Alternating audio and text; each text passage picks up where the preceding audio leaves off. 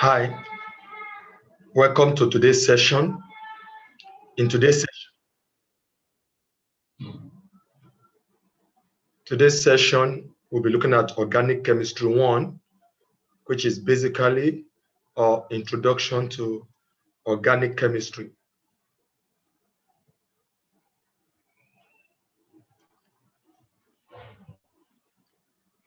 In today's session, our learning outcome will be that at the end of this session, you should be able to define some terms related to organic chemistry.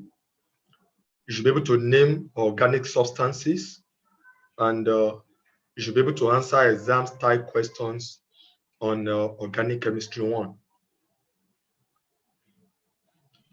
We are going to start from what is organic chemistry. Organic chemistry is the chemistry of the compounds of carbon.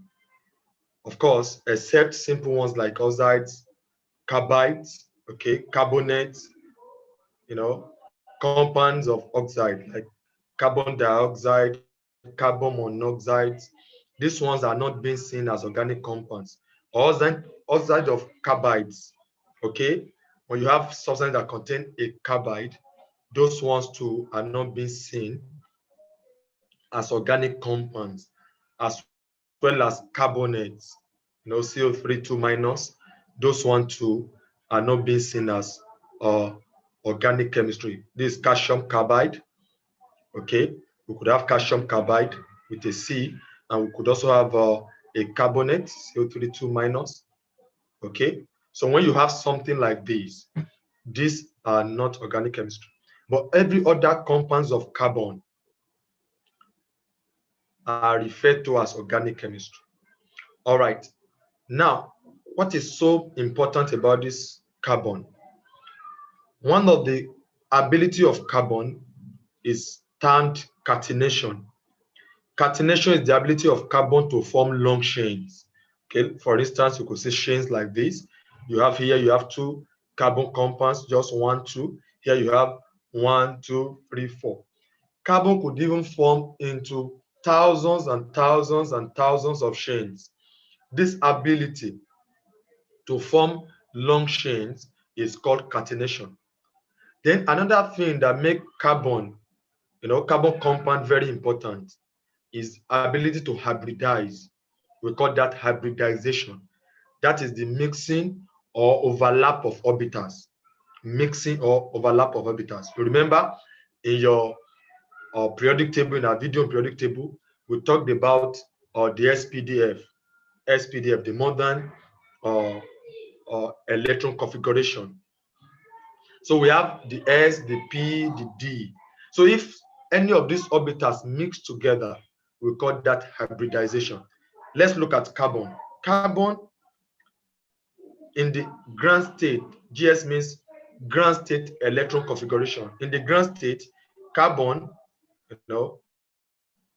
which is just 6, has the configuration 1s2, 2s2, and 2p6. If you use the Hund's rule to do this, so basically we are saying that carbon, okay, let's do this. Let's use the 2x. P has 3 suborbitals. So if I'm filling this 1, 2, 3, 4, 5, 6. Okay. So if I have this is the ground state electron configuration of carbon. In this case, we did not obey Hund's rule. We can say that we did not fill singly first before pairing occurs. So when we have this kind of scenario, carbon can then have another configuration called the excited state, ES. So in that case, carbon becomes 1s2, 2x1, and this is 2p2, not 2p6, and 2p3. All right, so in that case, we could have something like this, where you have 1s, 2s, and 2p. Now the 2p is still subdivided into 3 suborbitals, and then we can have 1 singly first, 2, 3, 4, 5, and then 6. When we have this is called excited state. And because of this give room. This is an x orbital. This one is p orbital. This give room for hydrogen or any other compound or element to join with carbon in a tetrahedral structure, to form a tetrahedral structure. Take, for instance, if hydrogen is going to occupy this place, that means the hydrogen is here. So I'm saying one hydrogen. If hydrogen is going to occupy this place, that means the hydrogen is here. Another hydrogen. If hydrogen is going to occupy this place, that means the electron of the hydrogen will be here. Another hydrogen. If another hydrogen is going to occupy this place, that means the hydrogen will have to fill this place. That's another hydrogen. When you have this, we have one X, only one X was filled, and P, 3 was filled. So in that case, we said this is sp3 hybridized. So because of this ability of carbon to form hybridization, such a way that the orbitals can overlap or mix together, such a way that we could have a tetravalency. Remember tetravalency. That means carbon can take 4 bonds, and this will happen in the excited state electron configuration. This is for a typical alkane. If it is an alkene, it's going to be sp2 hybridization using the same idea. If it is an alkyne, it's going to be sp hybridization using the same idea. All right. So another thing we are going to look at is hydrocarbon. These are terms that you need to know. Hydrocarbons are compounds that is composed of hydrogen and carbon only. That is composed of hydrogen and carbon only, and with the general formula CSHY. And the main source of crude oil, the main source of hydrocarbon is crude oil. So basically, the main source where we can get hydrocarbons from is crude oil. Okay, so composed of hydrogen and carbon only. We call that hydrocarbon. All right. We can further classify this hydrocarbon, okay, into two. This hydrocarbon can be classified into two. I can have aliphatic and aromatic. Okay, this aliphatic can be further classified into cyclic and acyclic. All right. Now, when we say aliphatic, we are talking about long chain or branch chain. Long chain or branch chain, or you say linear hydrocarbon. Okay. When we say aromatic, we are talking about ring hydrocarbon. One notable example is benzene. Ring. It has a ring. Ring hydrocarbons. Okay. This one we can codename it linear. Linear. Now, or chain hydrocarbons. If the chain forms a cycle, is cyclic. Take for instance, I can have something like this, a cycle. It doesn't have a ring, it's just cyclic. I could just have something like this, like a polygons, okay? In form of polygons, we said they are cyclic. I could just have a polygon with just 3 sides. It's cyclic. This is cyclic. Okay? I could have a polygon with just 4 sides. Okay? That is cyclic. When we say acyclic, we mean it doesn't have a ring, neither does it have a cycle. It's not cycle. It's not circular. So in that case, this acyclic can then further be divided into alkanes. All right. We're still going to look at this later. Alkanes and then alkynes. Those are the 3 ways we can classify acyclic hydrocarbon. Remember, we have hydrocarbon. Hydrocarbon can be classified into aliphatic and aromatic. The aliphatic means linear or chain. Linear or chain. If the chain is just straight without forming a cycle, is acyclic. If the chain can form a cycle, what I mean is that I could have a chain like this. It's just a chain. But if this chain can form together and form a cycle, it's cyclic. But if I have a ring Okay, a ring is another example of one ring. It must have something that's a ring. Okay, that is aromatic in nature. So we say aromatic, aroma. All right. Now, remember I made mention that the main source of hydrocarbon is from crude oil. So how then do we get this hydrocarbon from crude oil? We can look at this terminology, refining and reforming. When we say refining, refining simply means the process of separating crude oil into its useful fraction. The process of separating crude oil into its useful fractions. Natural gas, petrol, kerosene, diesel, lubricating oil, bitumen, yes, naphthalene, a lot of them. Okay, just these are just major or fractions. When we do that, we call that refining. That's how all crude oil is taken to an oil refinery so that it can be refined. Basically, refining means we are separating into useful fractions. Now, we can also talk about reforming. When we say reforming, after separating crude oil into its useful fractions, and we want to improve the quality of petrol. We want to improve the quality of petrol because petrol that are branch chain, they have a branch chain, have more good quality. Or we want to improve the anti-knocking properties of petrol or fuel. We call that reforming. So basically, reforming is a qualitative process. Quality, not quantity. We are going to look at cracking. You see that cracking is quantity, while reforming is quality, to improve the quality of petrol as part of the fractions of crude oil. All right. Cracking is another term we can look at. Long chain hydrocarbon molecules can be broken down into smaller or more useful molecules. Take, for instance, let's go back here. I have a lot of kerosene in the refinery, but I need petrol. I can break down kerosene to get petrol. That is called cracking. Oh, I have a lot of diesel, so I want to break down the diesel oil to get petrol.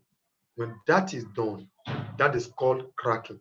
Cracking. So long chain hydrocarbon can be broken down into smaller and more useful molecules using a catalyst. When you use a catalyst, then you say that is catalytic cracking.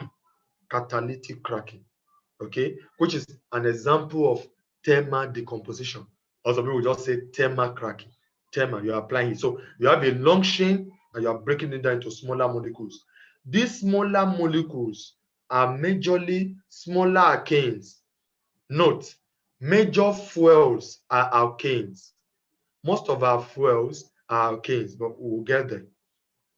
Okay, so when I'm breaking down these larger molecules, which are majorly alkanes, I can now get smaller alkanes and then alkenes. Smaller alkanes and then alkenes. Saturated and unsaturated hydrocarbon.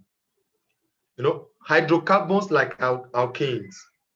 When we say alkanes, we are talking about compounds that contain only carbon to carbon covalent bonds. Carbon to carbon means we just have a single bond. No, carbon to carbon, like this. They are called saturated hydrocarbon. Basically, saturated, a form of saying satisfied. Satisfied. The tetravalency nature of carbon is maintained. All the number of electrons required are there. So we say it is saturated hydrocarbon. When I have something like this, okay, this saturated hydrocarbon, characterized by single carbon to carbon covalent bonds. However, some hydrocarbons contain carbon to carbon double bonds or even triple bonds. When you have the ones that contain double bonds, you know, carbon to carbon double bonds or carbon to carbon triple bonds, when you have that, or you say you have an sp2 or sp hybridized hydrocarbons, we call those ones unsaturated. Basically, if there are new electrons, or let's say if there is hydrogen atom, this one will change to become this.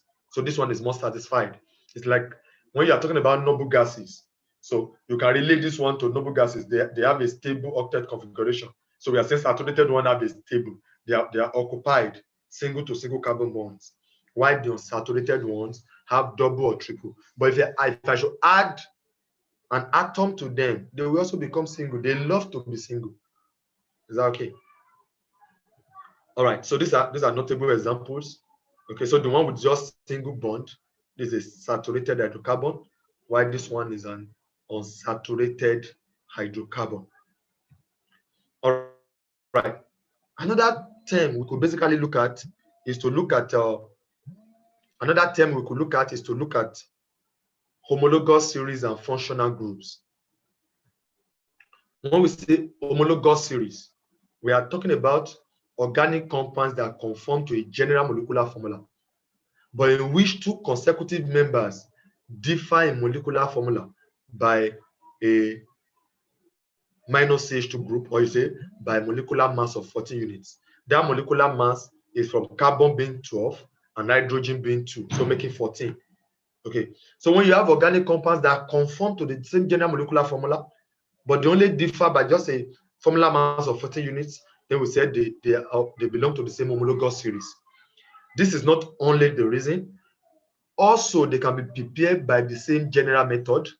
You can prepare them by the same general method, okay, have similar chemical properties, though their reaction vigor may differ, but similar chemical properties. And that's why it's very interesting, really.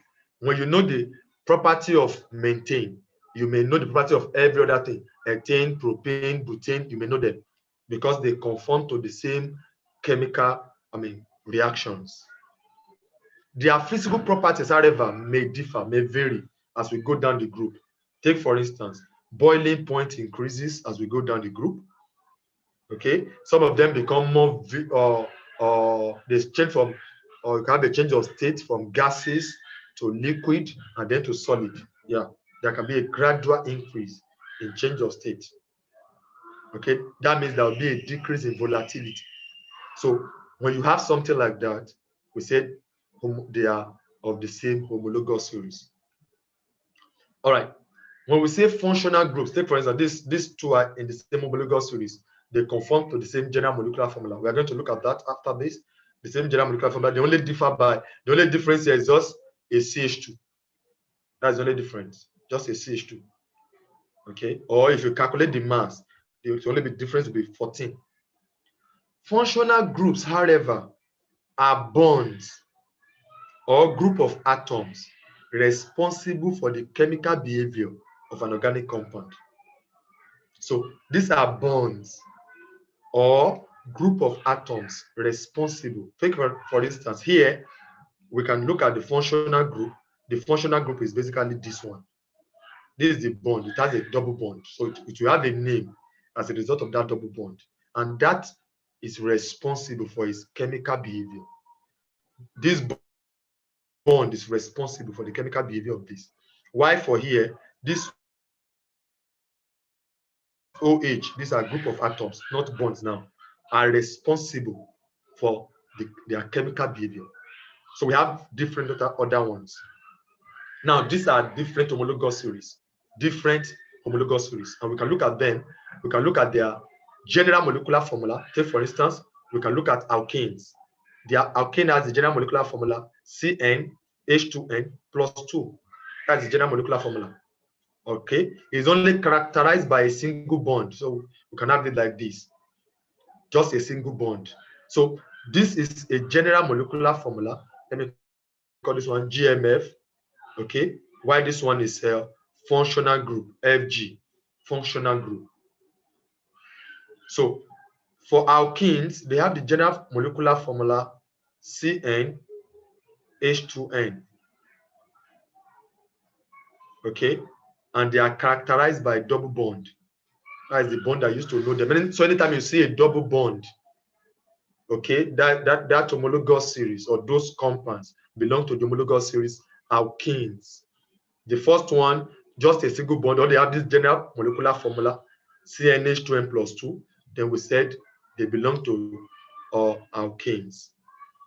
For alkynes, we have CnH2n minus 2, or basically we say they are characterized by triple bonds.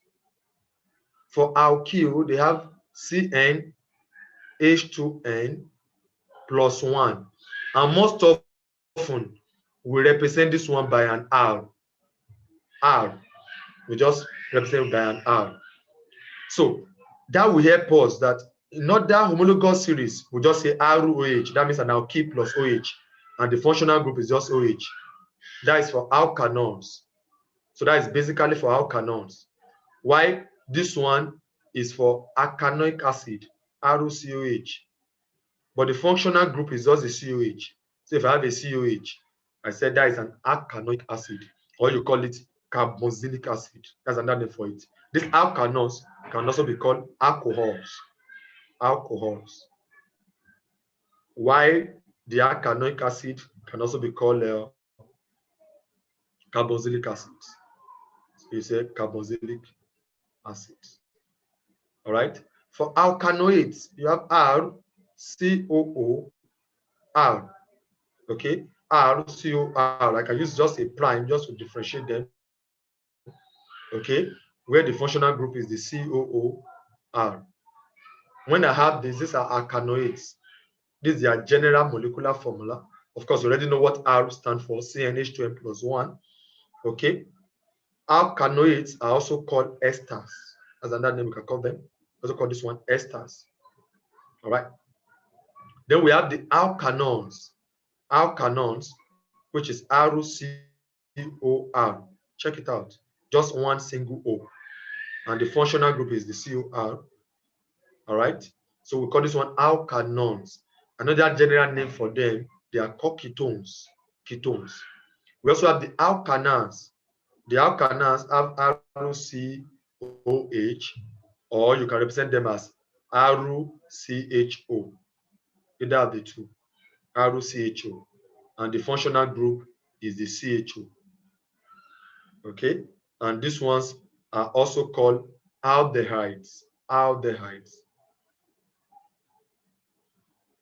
As another name for them, aldehydes. So basically, in terms of structure, I've already represented that this one are single bonds, this ones are double bonds, this one are triple bonds, this one is just an OH. We can represent the structure of these differently so that we can know what basically are there. So this is a double bond O, then OH. Why for this, if I have an R, C double bond O, then OR. Why for this, I'm having an R, C double bond O, then an R. That is structurally, then I have an R, double bond O, H. So you could quickly spot out the difference from alkanoic acid to alkanoids to alkanones and to alkanas. They are just minor differences. So now let's look at IUPAC nomenclature. How do we name these compounds? So we are going to be using the acronym MEP-B just to help us. Now, what do we mean by MEP-B? Since all these hydrocarbons or organic compounds are compounds of carbon, so basically we could time them. If something has a carbon 1, we say that is a met. Anything that has a carbon 1 is a met. Anything that has a carbon 2 is an et. Anything that has a carbon 3, okay, is a pro, or is a pro. Anything that has a carbon 4 is a boot. Okay, so that is MEP-B. But if it has a carbon 5, we can follow in terms of polygon. Remember polygon in mathematics? So if a side has 5 sides, that is a pentagon. So anything that has a carbon 5 will be a pent. Carbon 6, okay, hexagon, that would be a hex. Okay, carbon 7 that will be a hept. Carbon 8, that will be a octagon. Carbon 9, okay, that will be a nonagon. And carbon 10, that will be a deck, okay? It's a decagon. Because we can continue 11 on decagon, 12 dodecagon, even to 20 ecosane, even to 1000 millisane or milligon, you know. But let's just limit ourselves here for today. All right. So after having this understanding, I can now pick those homologous series one after the other and name. Take, for instance, I can look at alkane. The alkane has the general molecular formula CnH2n plus 2. So if it has CnH2n plus 2, if I want to know the first member of the group, all I need to do is for carbon 1, if N is 1, so I'm having 1, okay, so I'm saying 1, okay, let's do this out first. Then H, that is 2 times 1, all right, plus 2. So basically, if you look at that, that is CH4.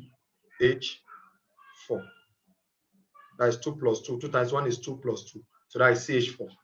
All right. So this is the first compound that you have in the alkane homologous series. So I can look at that and say, this is, since it's met, it's carbon 1, so met. All alkanes end with the name ane. So that will be just maintain. I'm sure you can do for number 2. If you do for number 2, do the same mathematics. You have the C2, okay? 2 times 2, that is 4. That is plus 2, that is 6. So you look at our carbon 2 is 8. So that is 18. If I do for 3, that will be propane. Okay? You can say I'm just adding. Why? Because we said they only differ by CH2. So I can just be adding CH2, CH2, CH2, and I can keep going. I will have a propane. All right? So this same idea is what you use for alkene. The same idea. We use it basically for alkene. So if I have an alkene, is CnH2n. Okay? Use the same idea. For carbon 1 is C, right? So 2 times 1, that is CH2. Now, that is it. If you look at this, I've already established that carbon must have 4 bonds. That is tetravalent in nature. And that is why if I do CH, so that is why the first substance does not exist for an alkene. So I'll move to the second one. That is C2H4. Okay, that is 2 times 2, H4.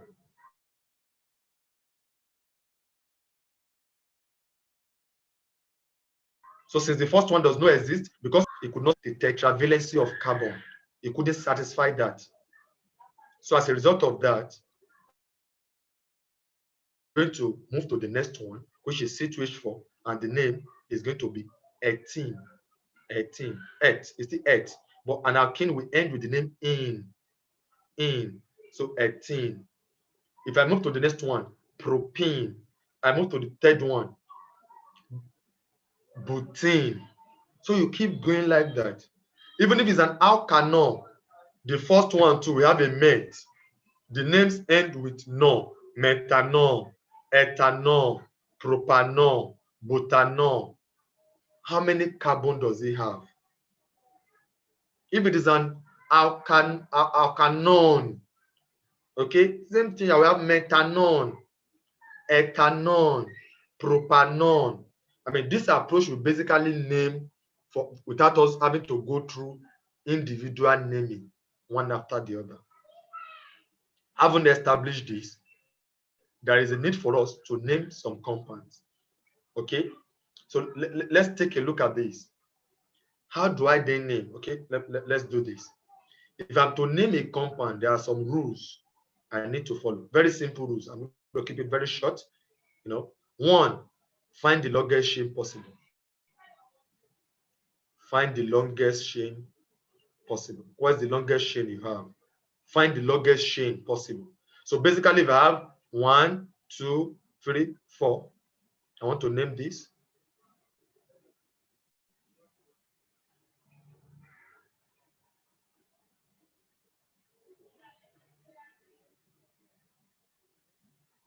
Okay.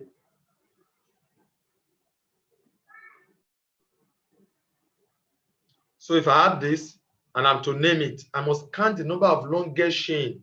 So here, I may start from anywhere. This 1, 2, 3. This one chain, 1, 2, 3. But that is not the longest chain. I can also start from here. 1, 2, 3, 4. So you can see, I can start from here. 1, 2, 3, 4. So it's the same. Either I'm starting from here to this place, or I'm starting from here to this place. I still have a chain of 4. But I cannot just go 1, 2, 3. So my longest chain is 4. So I must know the longest chain possible. So since the longest chain is 4, I know that my name must have a boot. Carbon 4 is a boot. Now, the question is, know the functional group present. Know the functional group present. Know the functional group present. So now I look at this one. What functional group, what group of atoms do I have here? Or what type of bond do I have here? For this one, I only have a single bond, just single bond. So it's going to belong to the alkane family. So there must be an ane. I've settled that. I have an ane. And the last thing I'm going to look at is find the substituent. If I number 1, 1, 2, 3, 4, this carbon is not numbered. So I must find the substituent. Find the substituent. Any carbon that is not numbered becomes a substituent. Any carbon that is not numbered becomes a substituent. So I only have one substituent. The substituent is CH3. This CH3 only belongs to an alkyl group because it conforms to the general formula CnH2n plus 1. So if that happens, then I know that since it has only one carbon, using the same MEP-B, this is going to be a methyl. So I have a methyl. So to name this compound, basically now, I will start from the substituent. On what carbon do I have the substituent? Remember, I started 1, 2. I must look for the shortest possible. I cannot come and count 1, 2, 3. And this, I have a 1, 2. This is the lowest number possible. Just like you are writing empirical formula. The smallest ratio possible is ratio 2. So I'm going to put that as 2-methyl butane. So that is the name, 2-methyl butane. This principle works for every other compound. The only thing we are going to add when we are solving question is when you have more than one substituent, such a way that you can name these substituents alphabetical order, in alphabetical order. So if I have a substituent of chloro and I have a substituent of bromo, okay, the bromo will come before the chloro. The chloro should come before a methyl group. And if I have more than one chloro group, then I can have a dichloro, dibromo. But this principle works for everything. If it's a double bond that is here, instead of a butane, I'm going to have a butane. If it is OH, that is the functional group that is there, instead of a butane, it's going to be a butanol. So I look at the functional group, and that will tell me the last name that I'm going to have. Now let's solve some questions on this. All right. The first question is, a compound contains 40% carbon, 6.5% hydrogen, and 53.3% oxygen. If the molar mass of the compound is 180, find the molecular formula. So it is important. This is one of the bases of organic chemistry, the ability to know molecular formula. And we can do this just by using mole ratio. This is the idea behind this. How many constituents do I have? I have carbon, I have hydrogen, and I have oxygen. So this is an organic compound. Okay. What is the mass ratio of carbon? We have 40. That of hydrogen is 6.7, while that of oxygen is 53.3. So what we are doing basically here is we are finding the mole ratio. Remember,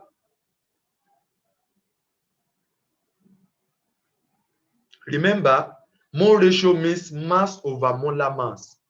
So I'm going to divide by the molar mass of carbon, which is 12, molar mass of hydrogen, which is 1, molar mass of oxygen, already given, which is 16. So if I do that, then I'm going to have 40 divided by 12. This gives me 3.33. This gives me 6.7. And this gives me 3.33. So I'm going to divide by the smallest ratio. Divide by the smallest. So if I'm divided by the smallest, 3.33 divided by 3.33 divided by 3.33.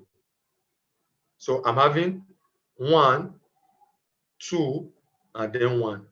So basically, the empirical formula, that is the smallest ratio formula of this substance, is C. That means number of carbon is just 1, hydrogen is 2, and the oxygen is just 1.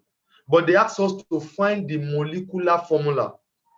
For us to find the molecular formula, however, molecular formula is basically saying EP, which is the empirical formula, N equals to relative molecular mass. Relative molecular mass. If you are not given the relative molecular mass, most often you'll be given the vapor density. Relative molecular mass is 2 times vapor density.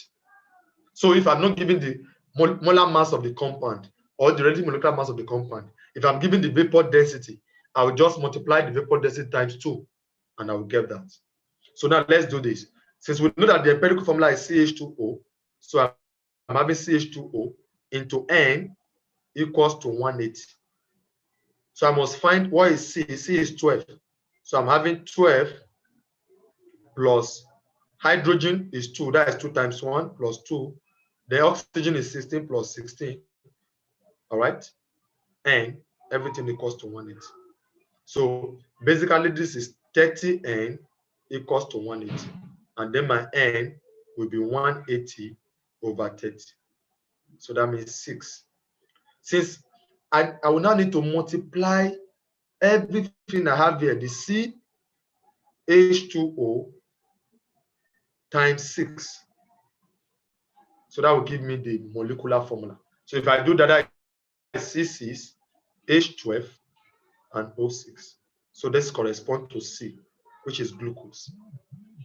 So when you have this kind of question to solve, find the mole ratio divided by the smallest, get a whole number. That maybe sometimes you may need to multiply maybe by 2 to get a whole number, but it is not always advisable to just approximate. Take for instance, you have a 1.5, you don't approximate to 2, rather you multiply everything by 2 so that you can have a 3.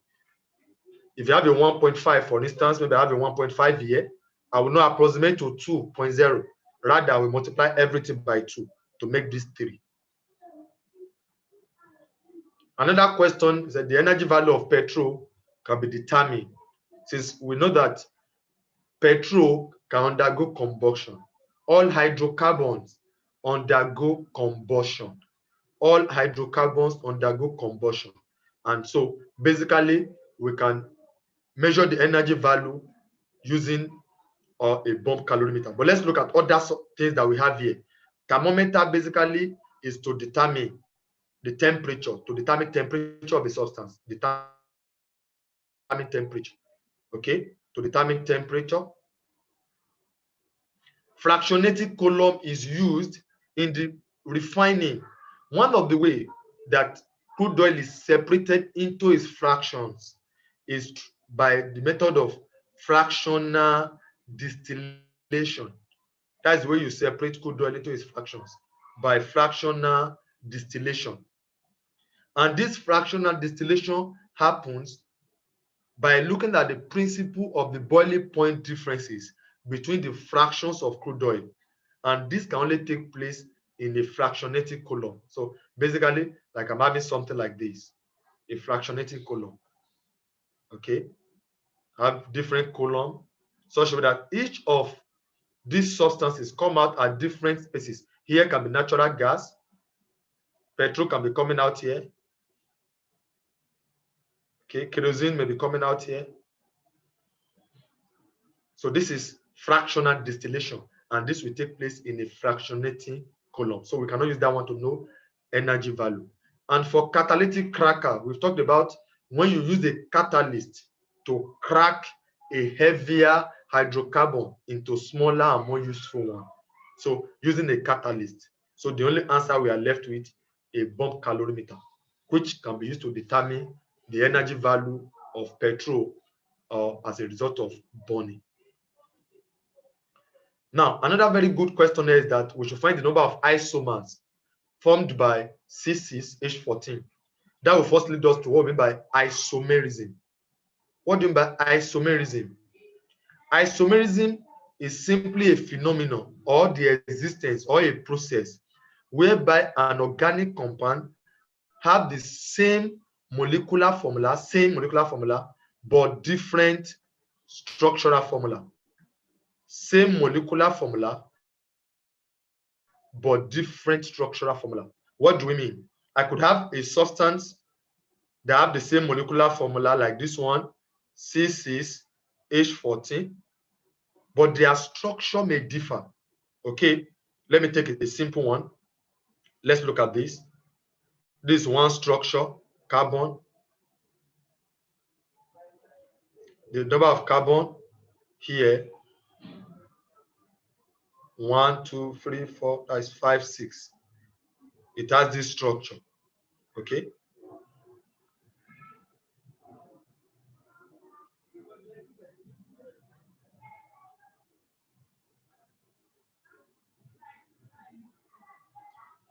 If you check the number of hydrogen that I have and the number of carbon, you see that it corresponds to this molecular formula.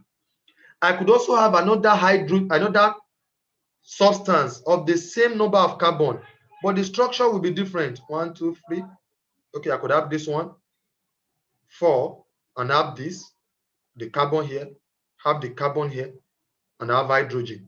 Hydrogen attached, hydrogen attached, hydrogen attached, hydrogen attached, hydrogen attached, hydrogen attached, hydrogen attached. Okay, so basically I'll be using the arrow just to represent hydrogen. Okay, just the bond to represent hydrogen. When I have this is another structure, but with the same molecular formula, the number of carbon and the number of hydrogen are the same. When you have that phenomenon, then we say isomerism have taken place. And these two are isomers. They have the same molecular formula, but different structural formula. But if I'm going to answer this in an exam, there's no need for me to draw out all the structures. I can just use a simple method. How would I know the number of isomers, the number of structures that I can form using carbon 6 and 6 carbon and 4 hydrogen atoms? This is simple. Since I have carbon 6, I will start from that carbon 6. 1, 2, 3, 4, 5, 6. That's the first one I could have. I can now move to carbon 5. 1, 2, 3, 4, 5.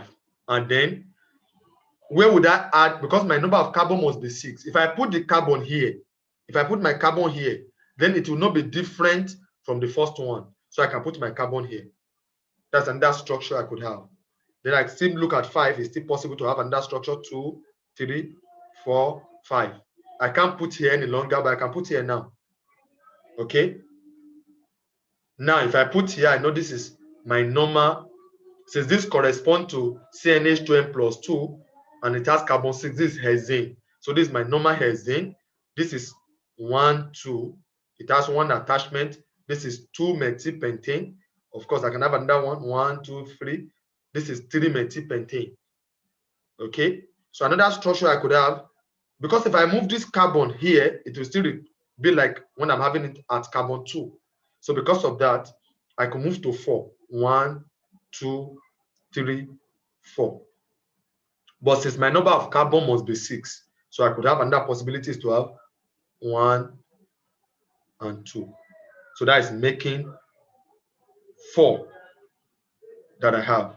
Now I have 4. I could have this as another 1 that I could have. So if you check this out, if I break this again, I could still have another 1, 1, 2, 3, 4, and basically have it this way.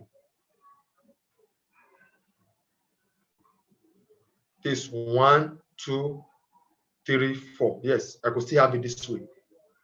1, 2, 3, 4. Where I will now have 2 attachments. Yes. So these are the only way I could have. I could have this 1, 2, 3, 4, 5. So basically, I could have the number of isomers that could be formed by this is 5. Question 4. Let's name this quickly. The IUPAC nomenclature of this compound is what? Now let's apply what you've learned. Now the first thing is to know the longest chain. So let's count 1, 2, 3, 4. So you put it in the place a boot. Is there any special functional group present? Yes, I have an OH. An OH belongs to the functional group ROH, which is an alkanol. So this is going to be a butanol. So I'm going to have a butanol. All right. Since it's an alcohol, it belongs to our butanol. I have that there. After that, I still have other substituents, bromo, chloro. Now, if I want to number this, my carbon, the functional group will determine where my numbering will start from. Since the functional group is present here, so I'm going to start numbering from here. 1, 2, 3, 4. So because of this, that means this attachment, the attachment is 2-chloro. I also have another attachment, 3-bromo. So now that I have this, I can now name easily. I must name the attachment first, but it will happen in alphabetic order. So I now have 3-bromo first, an hyphen, 2-chloro. And since it's a boot because of 4 carbon, okay, butanol. All right. I could also call this one butan-1-ol. Butan-1-ol. In another name, you can call it butan-1-ol, telling us that the alcohol group is on carbon 1. If the alcohol group is here, it's going to be butan-2-ol. If the alcohol group is here, it's still going to be butan-2-ol because I can also number from here. All right. So basically, our name is 3-bromo, 2-chloro-butanol. And number 5, the process of converting linear alkanes to branch chain and cyclic hydrocarbon by heating in the presence of the catalyst to improve the quality. Remember I mentioned that? So when you are improving quality, that is basically reforming. Don't forget we said refining is to separate into useful fractions. Separate into fractions, that is refining. Cracking means breaking down. Breaking down. It means is a quantity to improve to increase the number of quantity of petrol. Quantity. Reforming is quality. Quality. All right. Question 6. The ability of carbon to form long chains, because we've talked about that. That is catenation. So when you say carbonation, you're talking about having a carbonyl. Can I add a carbonyl? Carbonation. Carbonation. Okay. Acylation, adding an acyl group. Alkylation, adding an alkyl group to a substance. Alkylation, acylation. Which of the following compound is used as a gaseous fuel? All right. Most alkanes are called paraffins. I say paraffin oil. The name paraffin means low affinity. They have low affinity for reaction. They rarely react, but they are majorly used for fuel. So we call them paraffins. Most alkenes are called olefins, which means I form oil. Okay, so these ones are reactive. They have the olefinic bond and they are very, very reactive, but they are not being used as gaseous fuel. So because of that, this cannot be a part. These are alkenes. So we are left with option C and D.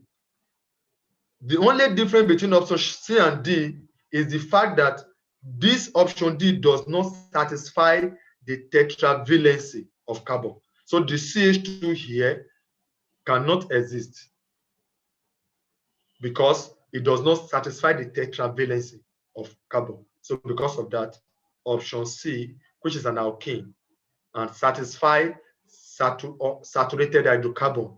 So that is a gaseous fuel. So most gaseous fuel are from carbon 1 to carbon 4. That is for gases. Carbon 1 to carbon 4.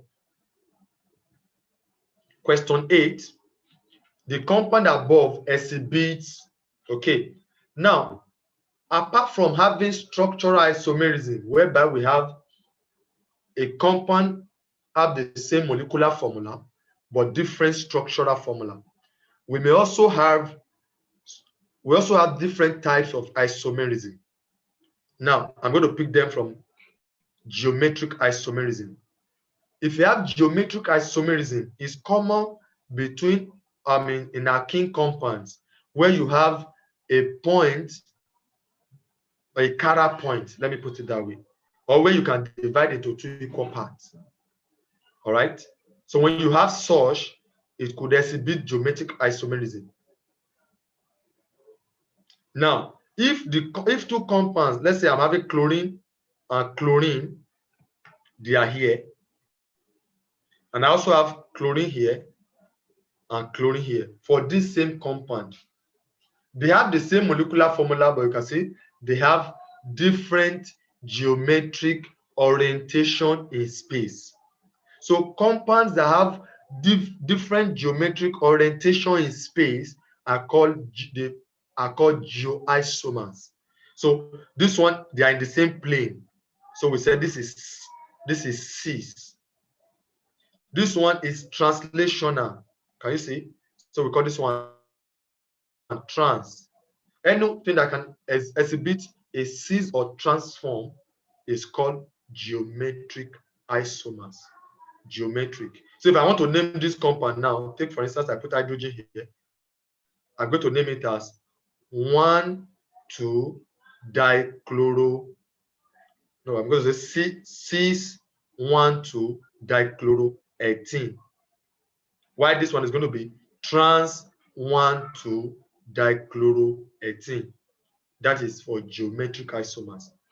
For positional isomers, this is me talking about the position. Take for instance, let's take a look at this carbon.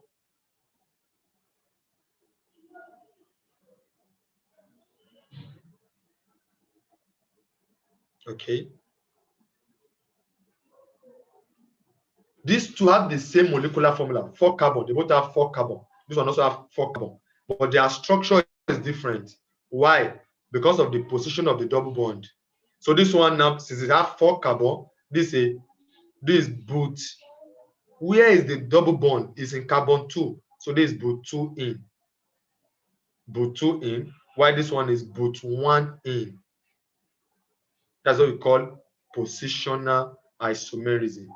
If it's an alcohol, take for instance, I have an alcohol and I have the OH here, or I have an alcohol, the same number of carbon, and I have the OH here.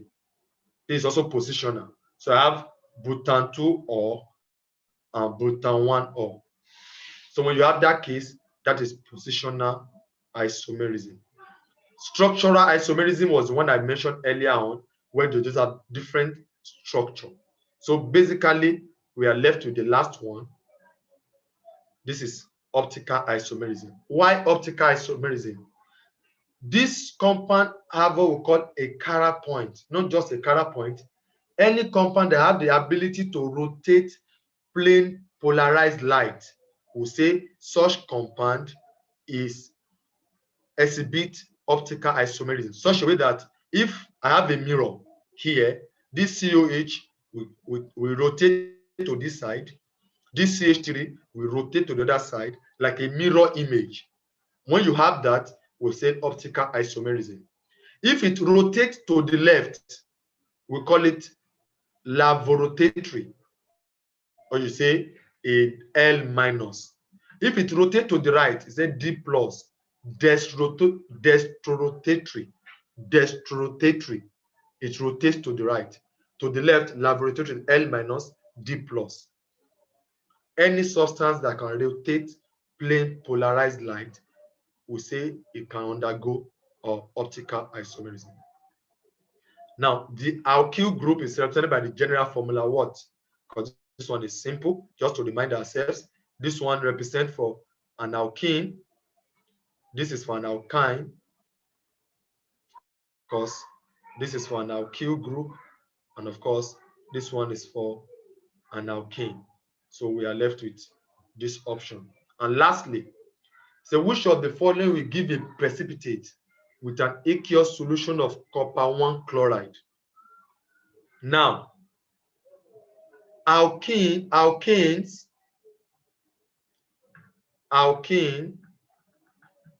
and alkyne. This is a K and alkyne. This is a saturated hydrocarbon, saturated. While the other two are unsaturated hydrocarbon. Now, how do we then differentiate between saturated and unsaturated hydrocarbon? We can differentiate between them by using bromine water. Saturated hydrocarbon will not react with bromine water. There will not be any change, no change. But with unsaturated hydrocarbon, it will decolorize bromine water. Decolorize means the color of hydrocarbon will go of bromine will go, everything will disappear. Bromine is majorly brown, or you say orange color. Bromine water is brown, or you say orange color. So it will decolorize that such a way that we don't have any color again. If that should happen, that is an unsaturated compound. So it could either be an alkene or an alkyne. But how do we then differentiate between an alkene and alkyne? We can differentiate between them by using either ammoniacal copper 1 chloride or ammoniacal silver nitrate, ammoniacal copper 1 chloride, or ammoniacal silver chloride. Yes, those are the ones we can use. Now, this will only react with terminal alkyne. So terminal alkyne will test positive to this. Why alkene will have no change. Most often, you can form a white precipitate if you use a silver, ammoniacal silver chloride or silver nitrate. So all we need to determine is that we know here now that butene cannot undergo that reaction. Now, butene cannot undergo that reaction. We are left with these two. Now we have to determine only terminal alkyne can be tested by using this way. So what do we mean by terminal alkyne? Let's try and draw the structure of both 2 ine and both 1 ine. Both, remember MEP-B. Both means 4 carbons. So we can draw 1, 2, 3, 4. So they said 2. Remember your positional isomerism. So that means the triple bond will be in carbon 2. The other one, both 1, 2, 3, 4. And they say 1. So that means the triple bond will be in carbon 1. So what do you mean by terminal alkyne? If after the triple bond, there is no longer any chain or any carbon, then this is terminal. Terminal means it has ended. But after the triple bond here, this is the carbon or this carbon. I still have another chain, another carbon, I still have another carbon. Then this is a non-terminal alkyne. So only this terminal alkyne will test positive to this reaction. So we can only use this one to give a precipitate. So D will be our answer.